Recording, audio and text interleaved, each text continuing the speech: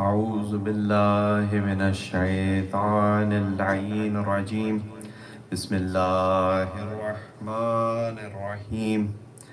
الحمد لله الملك الحق المبين. اللهم صل وسلم وزد وبارك على النبي الأمي العربي الهاشمي القرشي المكي المدني صاحب الوقار والسکینہ المدفون بالمدینہ العبد المؤید ورسول المسدد المصطفى الأحمد المحمود الأمجد ابی القاسم محمد اللهم صل على محمد وآل محمد وأهل بيته الطيبين الطاهرين المعصومين المظلومين.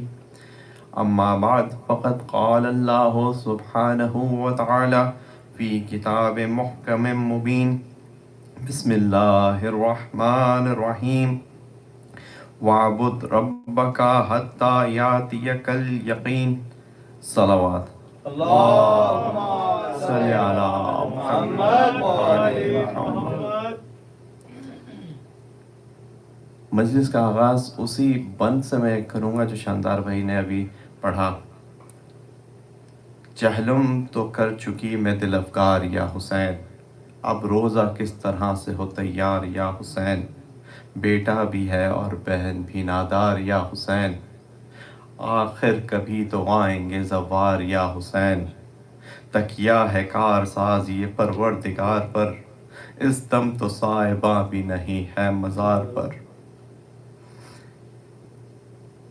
جس وجہ سے میں نے اس بند سے شروع کیا، میں نے سوچا نہیں تھا کہ اس بند سے شروع کروں گا، لیکن اس بند سے شروع کرنے کا مقصد یہ کہ حضرت زینب کے اس یقین کو بتاؤں کہ حضرت زینب نے جب آئیں واپس اور یہ شعر جب لکھا ہے تو اس میں اس امید کا اظہار کیا ہے جو ان کے نانا نے وعدہ کیا تھا کہ ایک دن آئے گا کہ جب حسین کی قبر کے اوپر ایک بہت بڑا مقبرہ ہوگا، اس کو علم کبھی سرنگو نہیں ہوگا، وہاں پہ لوگ پوری دنیا سے آئیں گے اور ان کے باپ دادا کے نام ہمارے پاس لکھے ہوئے ہیں.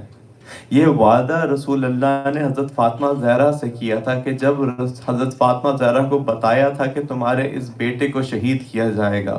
بہت لمبی روایت ہے، لیکن اس وقت جب بی بی پہنچی تو قبر بالکل زمین کے ساتھ ملی ہوئی تھی، مٹی کا ڈھیر تھا اور کچھ نہیں تھا. بی بی کو یقین تھا کہ ایک دن آئے گا جب زوار آئیں گے اور قبر بنے گی اور وہ مقبرہ بنے گا. اس وقت نہیں تھی. اگر آپ کو محسوس کرنا ہو کہ بی بی نے کیا دیکھا اس دن 1400 سال پہلے، تو آج آپ محسوس کر سکتے ہیں. ذرا سا اپنا تصور اور گوگل کے اوپر سرچ کریں کہ جنت البقیع کی کیا حالت ہے. اسی طرح قبریں کھلی ہوئی ہیں 4 اماموں کی. جب بارش ہوتی ہے تو پانی قبروں پہ گرتا ہے. جب گرمی 120 ڈگریز 55 ڈگریز سینٹی گریڈ ہوتی ہے تو گرم پتھر اتنے گرم ہوتے ہیں کہ آدمی 2 منٹ کے لیے کھڑا نہیں ہو سکتا، بیٹھ نہیں سکتا. نہ وہاں پہ کھڑے ہونے کی اجازت، نہ دعا پڑھنے کی اجازت. اور وہی اسی طریقے سے کربلا ہوگی آج سے 1400 سال پہلے کہ جب بی بی واپس آئیں تو نہ زوار تھے نہ قبریں بنی ہوئی تھیں، لیکن انہیں یقین تھا کہ ایک دن یہ ہوگا. کیونکہ کل جو ہم نے بات کی، جس روایت کا ذکر کیا کہ امام نے کہا کہ اللہ تعالیٰ جب وعدہ کرتا ہے تو ضروری نہیں وہ وعدہ اسی لائف میں پورا ہو، اسی جنریشن میں پورا ہو، لیکن وعدہ ہے تو پورا ہو کے رہے گا کیونکہ یہ اللہ تعالیٰ کا وعدہ ہے. پچھلے چند دنوں میں جو گفتگو ہوئی ہماری، اس کو جلدی سے ریکیپ کر کے آگے بڑھتے ہیں. ایک صلوات پڑھ دیجئے محمد وآل محمد.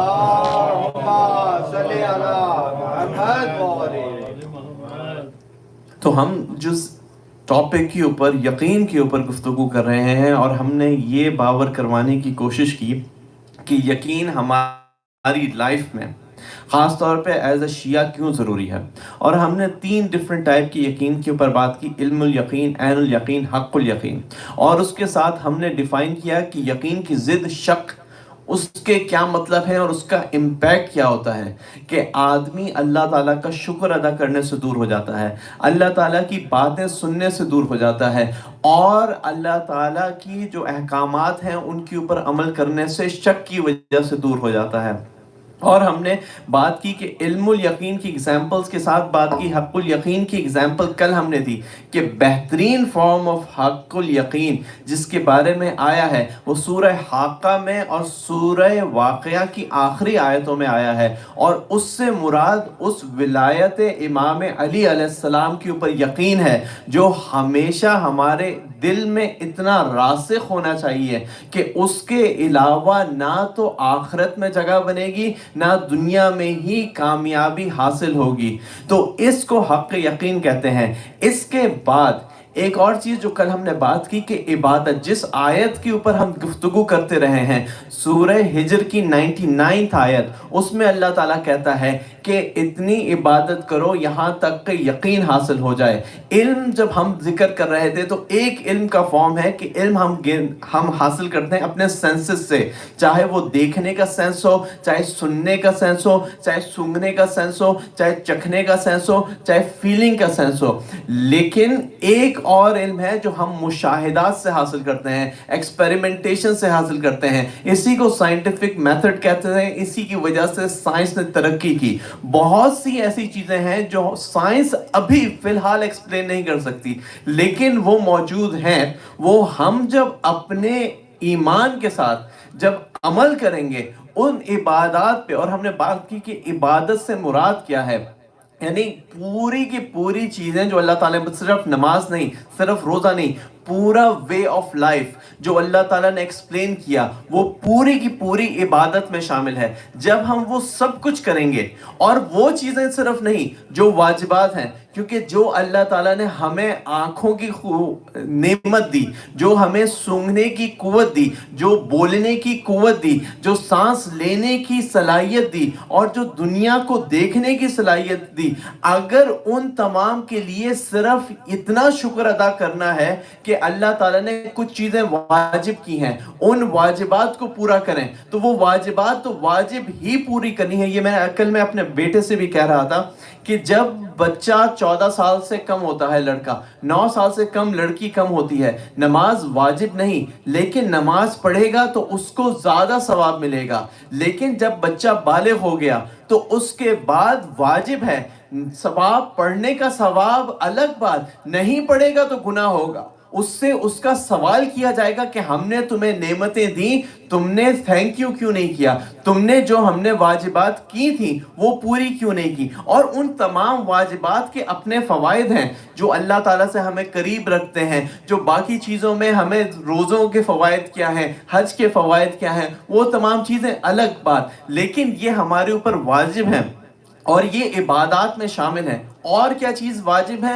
یعنی کہ اپنے پیرنٹس کے ساتھ حسن سلوک رکھنا، اپنے ہمسایوں کے ساتھ اچھے تعلقات رکھنا، اور غریبوں کا خیال رکھنا، اور تمام چیزیں جو اللہ تعالیٰ نے بتائیں. جب یہ تمام چیزیں کریں گے، اس کے ساتھ اللہ تعالیٰ نے کہا کہ کون ہے جو مجھے قرض حسنہ دے تو میں اس کے لیے زیادہ کر دوں. یہ واجب نہیں ہے، یہ اللہ تعالیٰ نے پوچھا ہے کون دے گا. کہا کہ کون جو میرا شکر ادا کرے میں اس کی زیادہ کروں گا. تو اللہ تعالیٰ نے واجب نہیں کیا شکر. ہم چاہیں تو شکر نہ کریں، لیکن نعمتیں چلی جائیں گی، زیادتی نہیں ہوگی. کون ہے کہ استغفار کرے تو میں اس کے گناہ بخش دوں. استغفار کرنا واجب نہیں ہے، نہیں کریں گے تو پھر پنشمنٹ ملے گی. جو کل ہم نے بات کی حضرت ابراہیم کے تناظر میں کہ حضرت ابراہیم کے بارے میں اللہ تعالیٰ نے کیا کہا کہ میں اپنے بندوں کو 3 طریقے سے چھوٹ دیتا ہوں. پہلا میں چھوٹ دیتا ہوں کہ استغفار کر لیں. دوسرا میں موقع دیتا ہوں کہ اس وقت تک کہ ان کے صلب میں اگر مومن ہے تو نکل آئیں. تیسرا کہ جب وہ استغفار نہیں کرتے اور ٹائم آ جاتا ہے ان کی موت کا تو ایسی پنشمنٹ دیتا ہوں جو میرے حق کے مطابق ہے، میری قہاریت اور جبروتیت کے مطابق ہے. تو یعنی کہ جب ہم واجبات سے ہٹ کے ہم مستحبات بجا لائیں, حلال اور حرام کا خیال رکھیں, یہ تمام عبادات میں آتا ہے.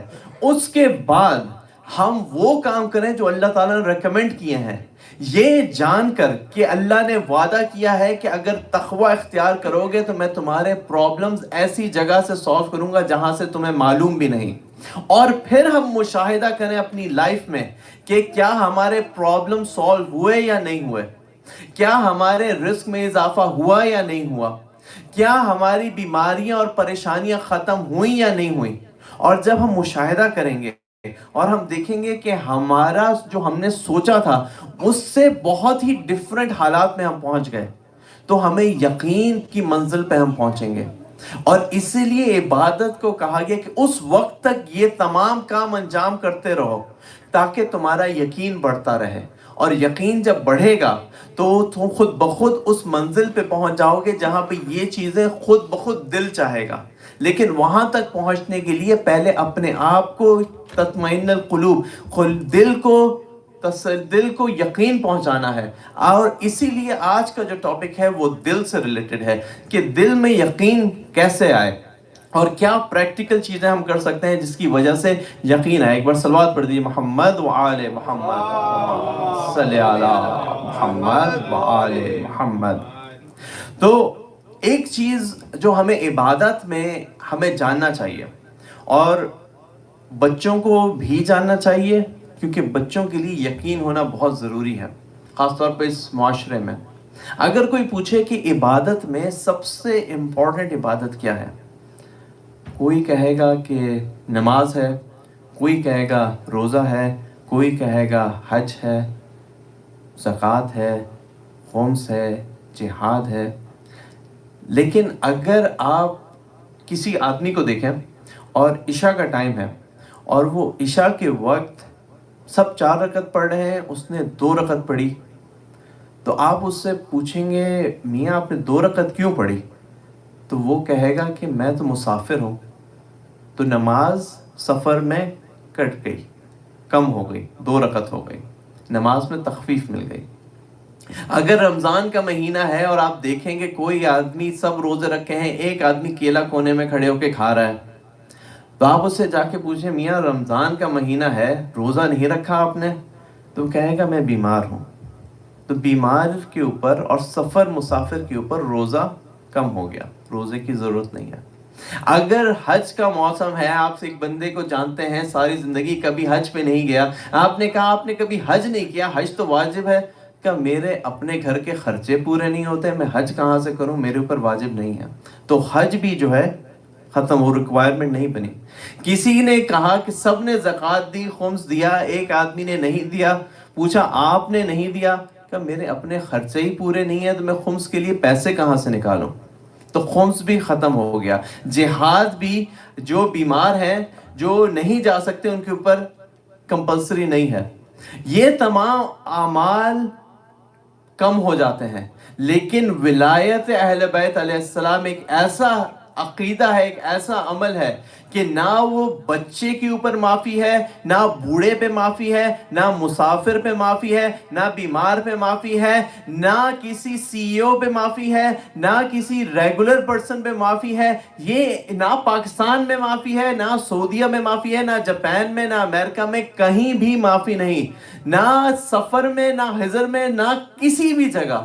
تو یہ ایک ایسی عبادت ہے جس سے کبھی بھی معافی مل نہیں سکتی, اور اسی عبادت کی وجہ سے باقی تمام عبادتیں قبول ہیں. ایک بار صلوات پڑھیے, محمد و آل محمد. اور اسی لیے ایک روایت میں نے دیکھی, امام حسین علیہ السلام کے حرم کے اوپر لکھی ہوئی تھی کہ اگر کوئی شخص, اور آپ لوگوں نے بہت دفعہ سنی ہے, اس سے ملتی جلتی یہ 2-3 طرح کی روایتیں مختلف اماموں سے. چوتھے امام نے لکھا کہ آگے کی طرف سے یہ تھی کہ اگر کوئی شخص عمر نوح پائے اور دن میں روزے رکھے, رات میں ساری رات تہجد پڑھتا رہے, اور پڑھ کے اتنا کمزور ہو جائے کہ وہ ایک ڈنڈی کی طرح ہو جائے, اور اسی حالت میں اسے موت آ جائے, اگر ہماری ولایت اس کے دل میں نہیں تو اس کے پاس جنت تو دور, اس کی خوشبو بھی نہیں پہنچ سکتی. تو یہ ولایت ایک ایسی عبادت ہے, لیکن یقین کے ساتھ.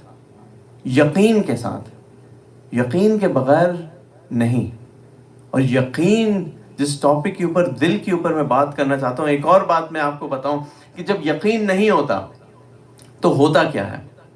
جب یقین نہیں ہوتا تو امام حسین علیہ السلام کو لوگ سمجھتے ہیں کہ ہاں امام حسین علیہ السلام بہت ہی عظیم لیڈر تھے، بہت ہی عظیم انسان تھے. مسلمان بھی سمجھتے ہیں کہ بہت عظیم تھے. مولانا محمد علی جوہر نے کہا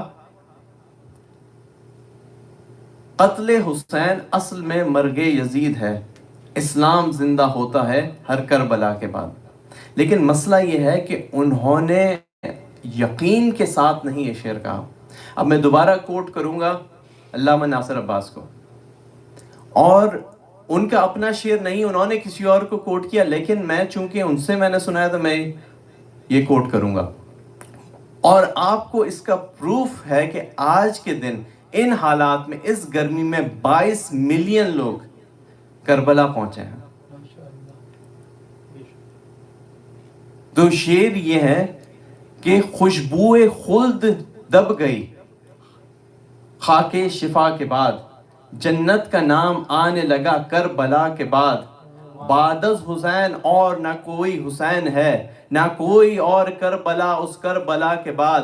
ہوتا اگر حسین بھی دنیا میں دوسرا، ہوتی بھی کربلا اس کربلا کے بعد.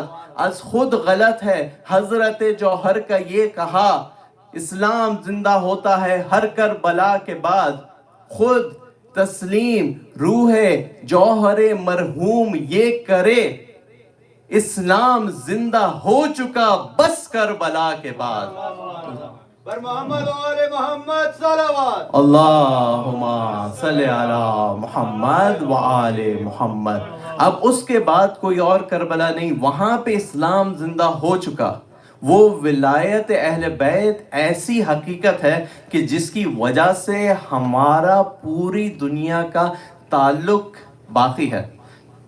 چھٹے امام سے ایک روایت ہے جو اللہم صلی علی محمد و آل محمد، اور سملر روایت پانچویں امام سے بھی ہے کہ پانچویں امام سے حضرت جابر بن عبداللہ انصاری نے پوچھا کہ ان سے انہوں نے امام نے کہا کہ ایک وقت آئے گا جب تمہارا امام تم میں نہیں ہوگا، اور اس کے اندر سب سے جو لوگ اس کے اوپر یقین رکھیں گے کہ امام موجود ہے، حالانکہ دیکھیں گے نہیں لیکن یقین رکھیں گے، ان کے لیے سب سے کم نیکی جو اللہ تعالیٰ لکھے گا وہ یہ کہے گا کہ اے میرے بندو، تم نے میرے راز کے اوپر یقین رکھا، تم نے میرے غیب کے اوپر یقین رکھا، تم نے میرے اس امر پہ یقین رکھا جس پہ کسی اور نے یقین نہیں رکھا.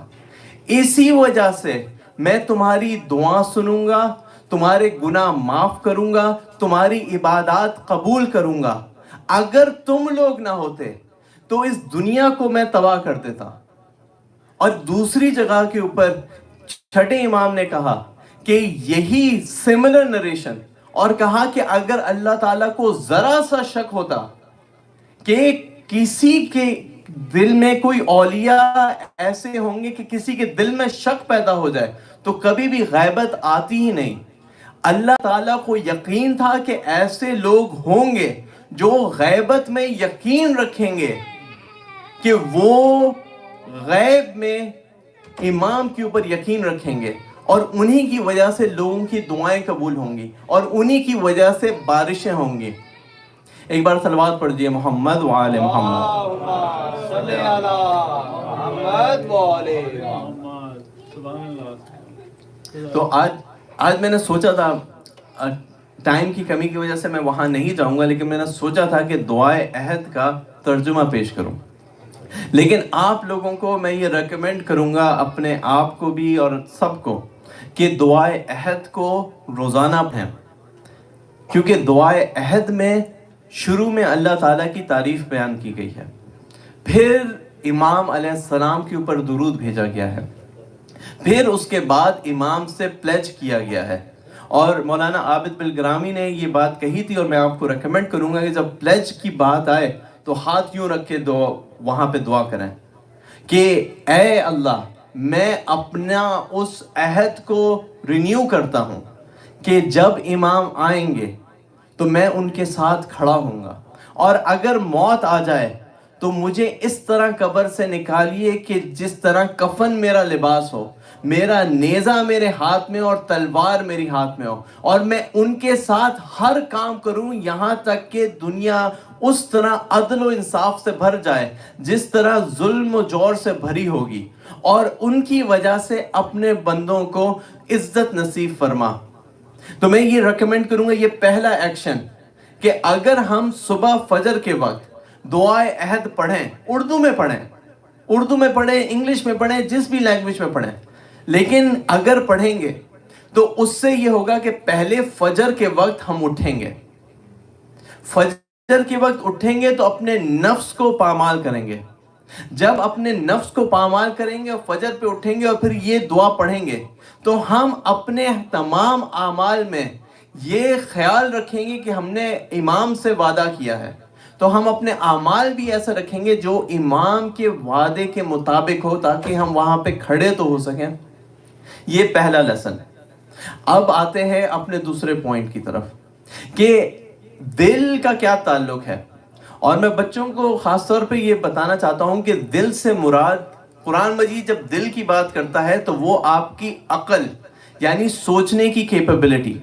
تو کل ہم نے جو بات کی تھی حضرت ابراہیم علیہ السلام سے ریلیٹڈ، کہ حضرت ابراہیم علیہ السلام نے جب انوار دیکھے اور شیعہ ہونے کی خواہش کا اظہار کیا، تو اس میں ہے سورہ صافات میں کہ حضرت ابراہیم علیہ السلام آئے پاک دل کے ساتھ، قلب سلیم کے ساتھ، اور قلب سلیم کی شرط امام علیہ السلام نے بتائی کہ اگر تم پسند کرتے ہو اپنے بھائی کو اپنے اوپر، اگر تمہارے دل میں اللہ ہے اور اس کے علاوہ کوئی نہیں، تب تمہارا دل قلب سلیم ہے۔ اگر اس کے اندر دنیا کی خواہشات ہیں تو وہ قلب سلیم نہیں ہے، اور قلب سلیم ریکوائرمنٹ ہے شیعہ ہونے کی۔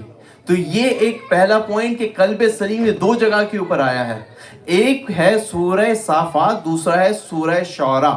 سورہ شعراء میں جب آیا ہے تو آپ یاد کریں جنہوں نے سنی ہے یا پڑھی ہیں مناجات امام علی علیہ السلام، اس کے اندر امام علی علیہ السلام اس آیت کو، ان دو آیت کو کہتے ہیں کہ اس دن نہ پیسے کام آئیں گے نہ اولاد کام آئے گی، سوائے اس کے جو اللہ کے پاس قلب سلیم لے کے آئے۔ تو اس دن قلب سلیم کے علاوہ کچھ بھی کام نہیں آئے گا۔ تو قلب سلیم کیا ہے؟ وہ دل جس میں اللہ کے علاوہ کچھ نہیں، اور وہی کامیابی کا راستہ ہے، کیونکہ وہی دل شیعان علی علیہ السلام کا دل ہے، اور وہی دل وہ ہے جس کے اندر اللہ تعالیٰ قیامت کے دن آسانی فرمائے گا۔ تو صلوات پڑھیے محمد و آل محمد پر، صلی علی محمد و آل محمد۔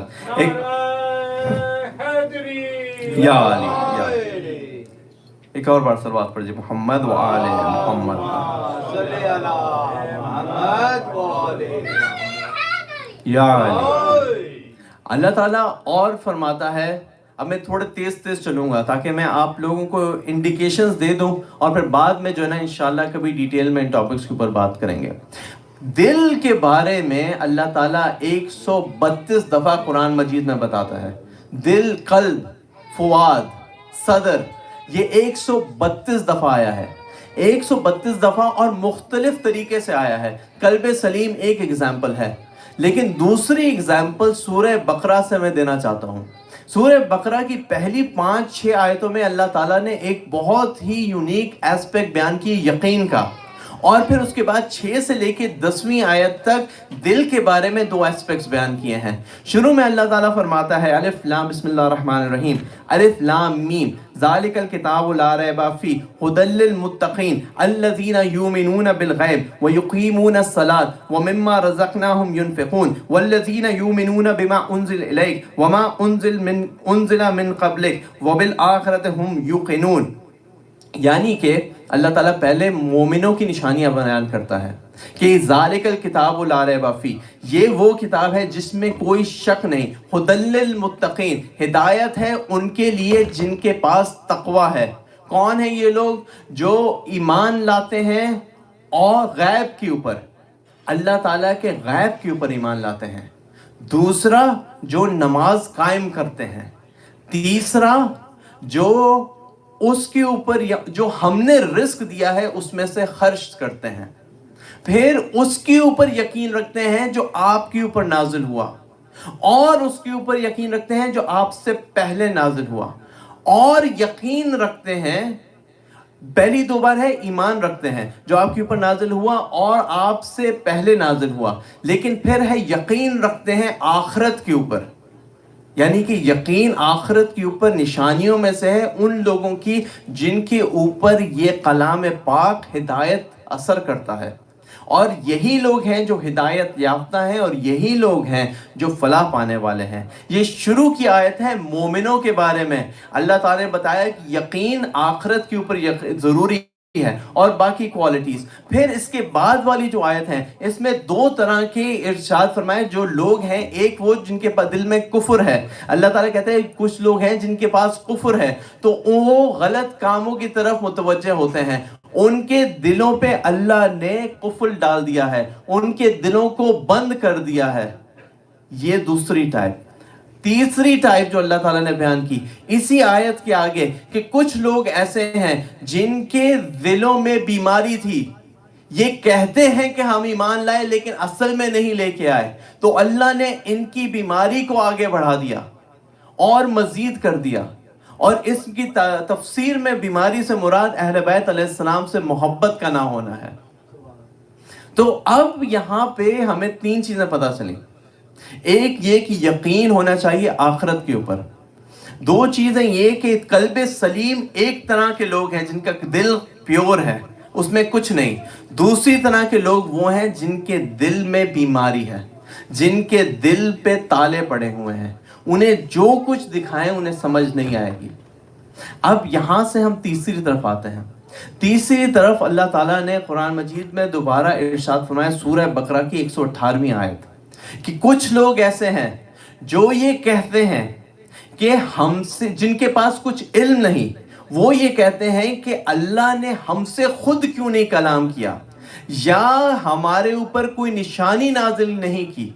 پھر اللہ تعالیٰ کہتا ہے ان کے دل ویسے ہی ہیں جو پہلے لوگوں کے دل تھے، اور ہم نشانی نازل کر دی ہم نے ان کے لیے جن کے پاس یقین ہے، یعنی کہ جن کے دل میں یقین ہے وہ نشانی دیکھتے ہیں، علم سے مشاہدہ کرتے ہیں، انہیں پتہ چلتا ہے یہ ہمارے ہاتھوں میں نہیں، یہ اللہ تعالیٰ کی تخلیق ہے، یہ اللہ تعالیٰ کے آثار ہیں، یہ ہم نے، اللہ تعالیٰ نے جو کہا ہم نے عبادت کی، ہم نے یہ کام کیا، اللہ نے ریٹرن دیا، اس کا مطلب ہے ہمارا یقین بڑھ گیا اس عمل کے اوپر جو کہ لاجیکل نہیں تھا۔ دوسرے لوگ یہ ہیں کہ ان کے پاس ساری نشانیاں آ جائیں، وہ پھر بھی کہتے ہیں کہ اللہ ہم سے خود کیوں نہیں بات کرتا، اور ان کے تو انہی کی طرح ٹیڑے ہیں جو پہلے تھے۔ اور اس کی اگزامپل بہت سمپل یہ ہے کہ حضرت موسیٰ علیہ السلام نے اور بہت سے تمام انبیاء نے جو معجزات دکھائے وہ پبلک میں دکھائے۔ یوم زیست پہ جب معجزہ دکھایا حضرت موسیٰ نے، تو یوم زیست کا مطلب ہے کہ اس دن فرعون نے اپنے تمام لوگوں کو بلایا اور کہا آج یہ ہم مقابلہ کریں گے اس کے جادو کا اپنے جادو سے۔ کتنے لوگ اس وقت ایمان لے کے آئے؟ صرف جادوگر۔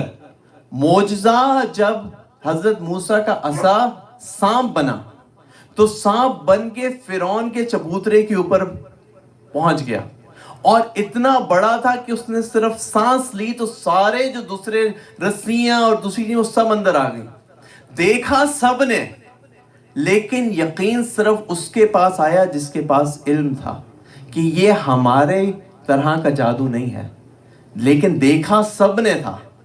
یہی بات ہے کہ ہمارے دل میں اگر یقین، اپنے مشاہدے کو ہم یوز نہیں کریں گے تو یقین نہیں آ سکتا۔ اور اسی لیے دو طرح کے لوگ ہمیشہ ہوں گے، ایک وہ کہ جن کے دل میں پرابلم ہے، وہ کبھی ان کے سامنے فرشتے بھی آ جائیں وہ یقین نہیں کریں گے، اور وہ لوگ جن کے دل میں ایمان ہے، وہ دل میں وہ جب دیکھیں گے قرآن مجید کی آیتیں صرف پڑھتے ہیں تو ان کی آنکھوں سے آنسو نکل آتے ہیں، ایک بار صلوات پڑھ دیجیے محمد و آل محمد. اللهم صل على محمد وآل محمد. اب چند پریکٹیکل ایسپیکٹس کے اوپر آتے ہیں اور پھر انشاءاللہ ایک روایت کے ساتھ تسلسل مصائب کا. ہماری زندگی میں بہت سے مواقع ہوتے ہیں جب ہم لوگ انسرٹینٹی میں ہوتے ہیں. انفیکٹ پوری لائف جو ہے وہ چینج کا نام ہے. اور جب چھوٹا بچہ ہوتا ہے اس کو ٹینشن یہ ہوتی ہے کہ کنڈر گارڈن جانا ہے. جو اس سے بڑا بچہ ہوتا ہے اسے ٹینشن یہ ہوتی ہے کہ میرے امتحان آ رہے ہیں. اس سے بڑا بچہ ہوتا ہے اس کو ٹینشن یہ ہوتی ہے کہ یار اب کالج میں جانا ہے. پھر ہوتا ہے کہ میرے گریڈ اچھے آئیں تاکہ مجھے جاب ملے. جب جاب سے پہلے ہوتا ہے انٹرنشپ ملے تاکہ ریزیومے اچھا ہو. جب تھوڑی جاب مل جاتی ہے تو ٹینشن ہوتی ہے کہ شادی ہو جائے. جب شادی ہو جاتی ہے تو ٹینشن ہوتی ہے کہ بچے ابھی کریں یا بعد میں کریں. جب بچے ہو جاتے ہیں تو ٹینشن ہوتی ہے کہ بچوں کی پڑھائی کیسے ہو. جب بچوں کی پڑھائی کے ساتھ پھر بچوں کی ٹینشن بھی رہتی ہے اور اپنی ٹینشن بھی کہ کہیں جاب نہ ختم ہو جائے, کہیں کوئی اور مسئلہ نہ ہو جائے. اور پھر جب کچھ نہیں ہوتا, سب اللہ تعالیٰ کروا دیتا ہے, تو ٹینشن یہ ہوتی ہے یار ریٹائرمنٹ کے پیسے ہوں گے یا نہیں ہوں گے, ہمارے 401k میں کیا ہوگا. یہ تمام ٹینشنیں دنیا میں, جنرل بات کر رہا ہوں, کچھ لوگ ہیں جنہیں ٹینشن نہیں ہوتی اور ان کا دل قلب سلیم کے موقع پہ پہنچ گیا جہاں انہیں یقین ہے کہ اب جو ہے اللہ نے جس نے بچپن میں دیا, اور یہیں پہ میں لانا چاہ رہا ہوں, جس نے بچپن میں دیا وہ کیا اب نہیں دے گا, وہ کیا بڑھاپے میں نہیں دے گا. لیکن ہمارے ذہن میں ٹینشن ہوتی, اور پلان ضرور کرنا چاہیے. اس کا مطلب یہ امام علی علیہ السلام کا قول ہے کہ جب زندہ رہو تو ایسے پلان کرو کہ 100 سال جینا ہے, لیکن یہ بھی یاد رکھو کہ اگلے لمحے یہاں سے ہو سکتا ہے جانا ہو. اور اسی وجہ سے میں آپ لوگوں سے, چونکہ یہ بات آ گئی ہے, تو ہمارے زین بھائی کے سسر صاحب یہاں موجود ہیں اور انہوں نے ہمیں ایکسیپٹ کی ہے ہماری ریکویسٹ کہ ہمیں اس پوری کمیونٹی کو کہ غسل اور کفن اور دفن کے احکام جو ہیں اس کے بارے میں, کیونکہ ان کا پریکٹیکل ایکسپیرینس ہے انڈیا سے, تو وہ شیئر کریں گے انشاءاللہ آگے کے چند دنوں میں. تو آپ لوگوں سے انشاءاللہ شیئر کریں گے کہ جب آپ آئیے, اور انٹیمیٹ ڈسکشن ہوگی, بچے وغیرہ نہیں ہوں گے, لیکن یہ چیز ایک حقیقت ہے جو ہمیں پتہ ہونی چاہیے. اب اس کے اوپر جب ہم لوگ ٹینشن میں گرفتار ہیں تو یہاں پہ اللہ تعالیٰ نے ایک اور سولوشن دیا. سورہ رعد میں اللہ تعالیٰ کہتا ہے الا بذکر اللہ تطمئن القلوب, کہ دلوں کو تسکین اور سٹریس سے نجات ملتی ہے ذکر الہی سے. اور وہی ایک طریقہ ہے جو آپ کے دلوں کو تسکین پہنچا سکتا ہے. اس کے علاوہ چاہے کچھ ہو جائے, آپ کے پاس ایک ایسٹ ہو آپ کہیں گے 2 ہو جائیں, 2 ہو کہیں گے 4 ہو جائیں, کبھی جو ہے انف نہیں ہوگا.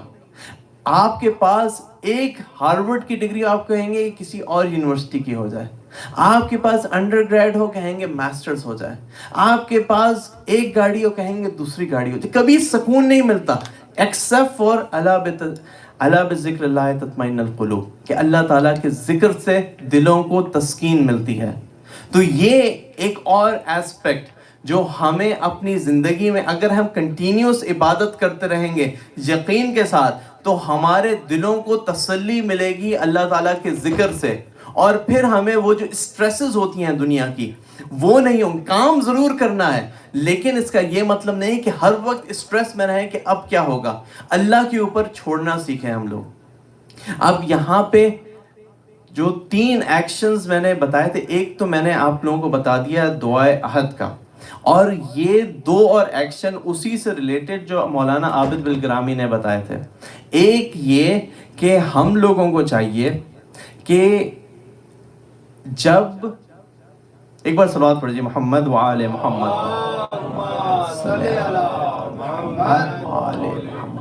صلاۃ اللیل پڑھیں. صلاۃ اللیل اس لیے کیونکہ نفس پامال ہوتا ہے, رات کو اٹھ کے نفس پامال ہوتا ہے, نیند بہت اچھی آتی ہے, لیکن اگر اپنے نفس کو پامال کریں گے تو آپ اور ہم سب جو ہے اوپر چڑھیں گے. کیونکہ کچھ چیزیں ہیں عبادت کے ساتھ جو اپنے اعضاء کو کنٹرول میں رکھنا, اپنے نفس کی خواہشات کو دبا دیں گے تو اپنی روح بلند ہوگی, اور یہ ایک اور چیز ہے جو ہمیں کرنی چاہیے. صلاۃ اللیل اس کی بیسٹ ایگزامپل ہے, اور ہر چیز میں اس کو اپلائی کرنا چاہیے. اگر دل چاہ رہا ہے کسی پارٹی میں جانے کا تو نہ جائیں, نفس کو پامال کریں تو روح بلند ہوگی. دوسری یہ کہ نالج حاصل کریں. نالج, اہل بیت کی نالج حاصل کریں گے, ان کی روایات سنیں گے, پڑھیں گے, تو آپ کی معرفت میں اضافہ ہوگا, آپ کی یقین میں اضافہ ہوگا. آپ خود پریکٹیکلی اپلائی کریں گے تو وہ خود بخود آپ کی معرفت میں اضافہ کرے گا. اور تیسری چیز یہ کہ اپنے بچوں کے اوپر توجہ دیں اور تقوی الہی ہر وقت ذہن میں رکھیں. اللہ تعالیٰ کا خوف ہر وقت رہے. تو دعاؤں میں کیا چیزیں ہو گئیں؟ دعائے عہد, فجر پہ اٹھائے گی اور وعدہ کرے گی, ہر وقت یاد رکھیں گے کہ اللہ تعالیٰ دیکھ رہا ہے.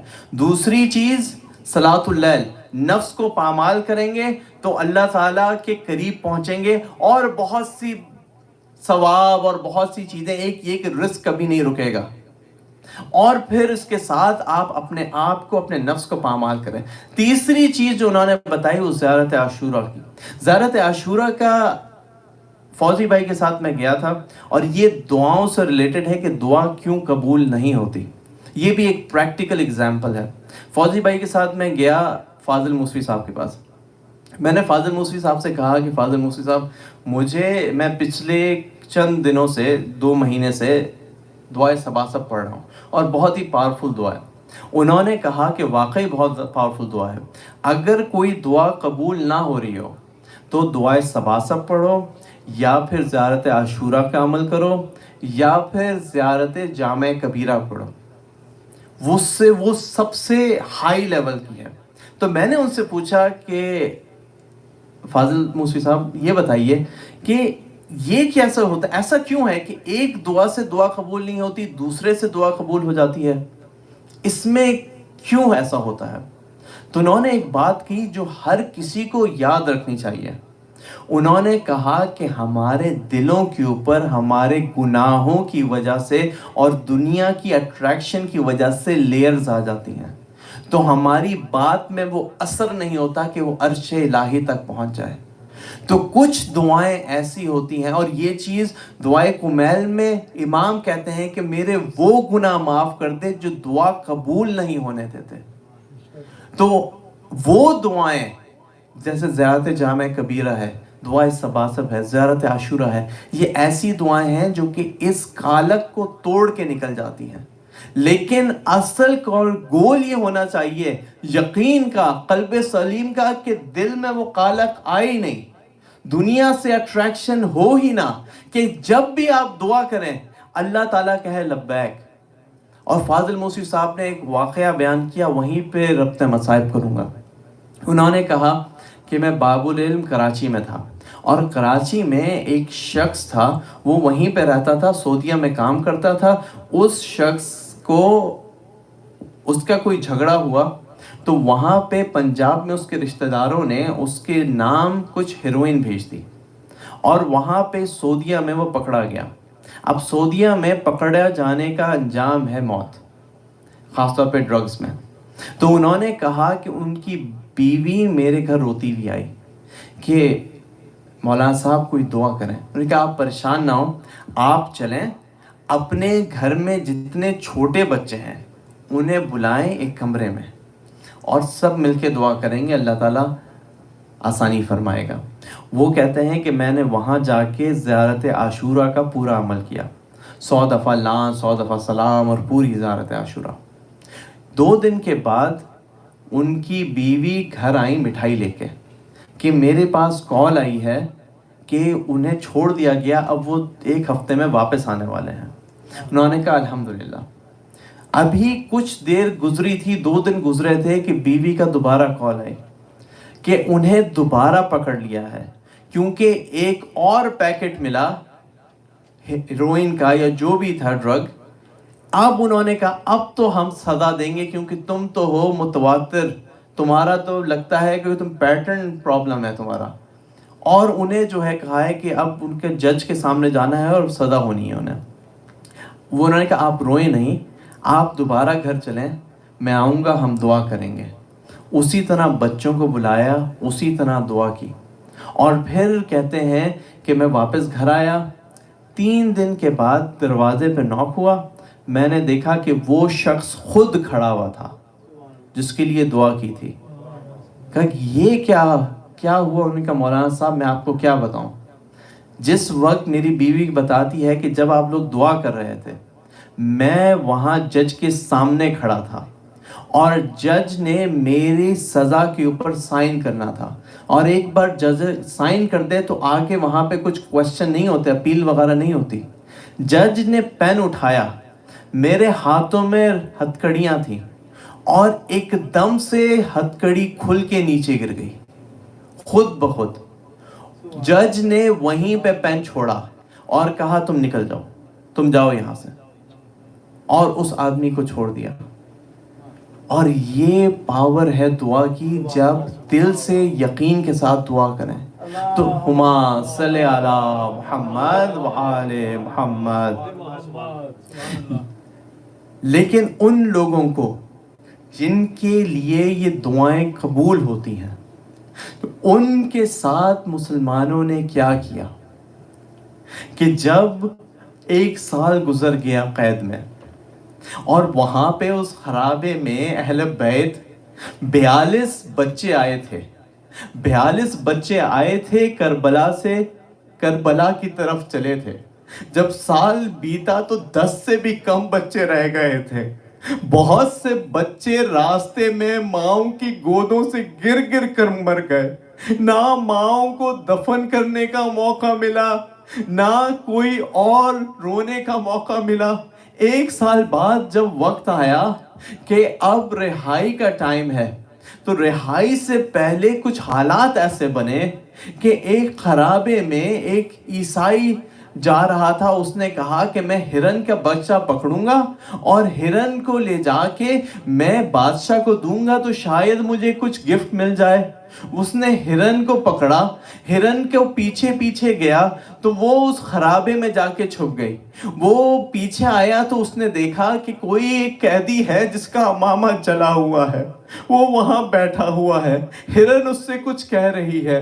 ہرن نے اس سے کہا تو حضرت امام نے کہا, امام زین العابدین نے, کہ اے شکاری تم ایسا کرو کہ اس ہرنی کو چھوڑ دو, یہ کہہ رہی ہے کہ میں اپنے بچوں کو دودھ پلاؤں تو میں واپس آ جاؤں گی. اور جب اس نے یہ سنا کہ آپ ہرن سے باتیں کر رہے ہیں اور وہ ہرنی واپس آئی, تو اس نے کہا آپ ہیں کون؟ کہا کہ ہم محمد رسول اللہ کے گھر والے ہیں. کہا کہ مسلمانوں کے رسول کے گھر والے اس خرابے میں, اس قید میں. وہاں پہ اس نے باتیں آگے کرنا شروع کی. اب جیسے اس نے باتیں کی اور لوگوں کو پتا چلتا گیا, بات بڑھتی گئی کہ مسلمانوں کے رسول کی فیملی کو شہید کر دیا. اور یہاں پہ جب شورش بپا ہوئی دمشق میں, تو پھر اس وقت یزید ملعون نے کہا کہ اچھا اب ان لوگوں کو نکالو یہاں سے, اب بہت زیادہ ہو گیا, اب ان لوگوں کو واپس بھیجو.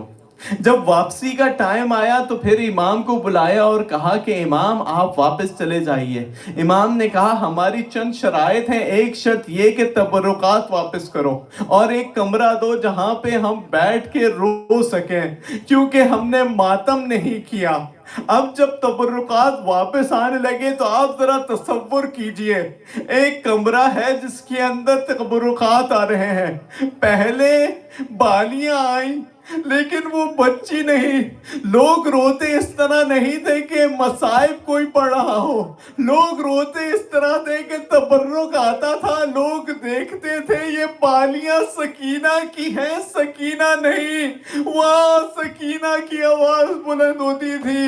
پھر ایک انگوٹھی آئی اور دیکھا کہ کہاں سے رونے کی, میرے بھائی کی انگوٹھی مجھے دے دو. اب تبرکات چادریں آئیں, پھر اس کے بعد سر آنا شروع ہوئے. ایک چھوٹے بچے کا 6 مہینے کا سر آیا. وہ سر لے کے حضرت باپ رونے لگی, میرے بیٹے اصغر. پھر ایک بہت ہی خوبصورت سر آیا, 18 سال کے علی اکبر کا سر. ماں رونے لگی, سب بیویاں کہنے لگی واہ اکبر. پھر غازی عباس کا سر آیا، ایک سر آیا کہ سب بیبیاں تعظیماً کھڑی ہو گئی. امام حسین کا سر حضرت زینب نے اپنی گود میں لیا اور کہا واہ حسینہ. اب جب سر آتے گئے اور جانے کی تیاری ہوئی تو سب نے دیکھا کہ سب موجود ہیں، ایک بی بی نہیں. تو حضرت سجاد سے کہا پھوپھی اماں مجھے معلوم ہے کہ ماں کہاں ہے. وہ اس قید خانے میں ایک ننھی سی قبر کے ساتھ لپٹی ہوئی کہہ رہی تھی سکینہ ہم واپس جا رہے ہیں. تم روزانہ پوچھتی تھی یہ پرندے کہاں جاتے ہیں، اب میں ہم واپس جا رہے ہیں اور کوئی تم یہاں پہ اکیلی ہو. جب سارا قافلہ روانہ ہوا دمشق کے باہر پہنچا، حضرت زینب نے کہا سکینہ میں تمہیں لینے آؤں گی ایک دن یا تمہارے پاس آ کے رہ جاؤں گی. اب جب قافلہ آگے بڑھا، ایک جگہ پہ جا کر قافلہ دو راستے ہوتے تھے، ایک راستہ مدینہ جاتا تھا، ایک راستہ کربلا جاتا تھا. قافلے والے نے پوچھا کہ یہ بتائیے کہ کربلا جائیے گا مدینہ جائیے گا. کربلا کا نام سنا بیبیاں تڑپ گئیں. بیبیوں نے کہا ہم اپنے گھر والوں پہ روئے نہیں، ہم کربلا جائیں گے. جب قافلہ کربلا کی طرف روانہ ہوا، دوسری طرف کربلا میں حضرت جابر ابن عبداللہ انصاری پہنچے. انہوں نے پہلے غسل کیا، نابینا ہو چکے تھے. اپنے ساتھی کو لے کے کہا کہ مجھے حسین کی قبر پہ لے چلو. بہت سی قبریں بنی ہوئی تھی. اس نے کہا کہ پتہ کیسے چلے گا کہ حسین کی قبر کون سی ہے. حضرت جابر نے کہا کہ مجھے قریب لے چلو، مجھے خوشبو سے پتہ چلے گا کہ حسین کی قبر کون سی ہے. اور حضرت امام حسین کی قبر پہ اپنے آپ کو گرا دیا.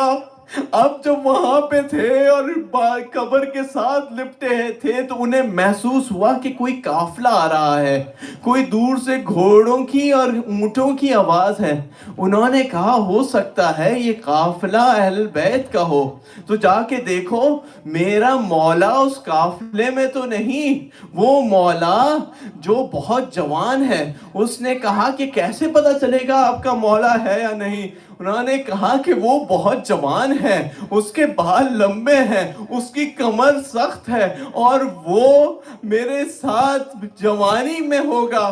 اس نے کہا واپس آ کے کہ اے جابر اس میں تو ایک بوڑھا شخص ہے جو قافلے کی سالاری کر رہا ہے اور اس میں جو آپ نے بتایا وہ تو کوئی بھی خوبی نہیں.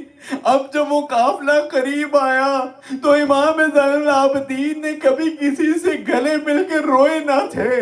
حضرت جابر کو گلے لگایا اور کہا چچا میرے بابا کو یہاں مارا، میرے بابا کے گردن پہ چھری چلی، میرے بھائی کے سینے میں سنا لگی.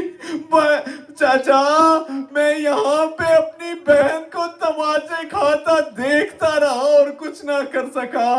اب آپ ایسا کریں کہ تھوڑا سائڈ پہ ہو جائیں کیونکہ بیبیاں آتی ہیں اور وہ روئیں گی.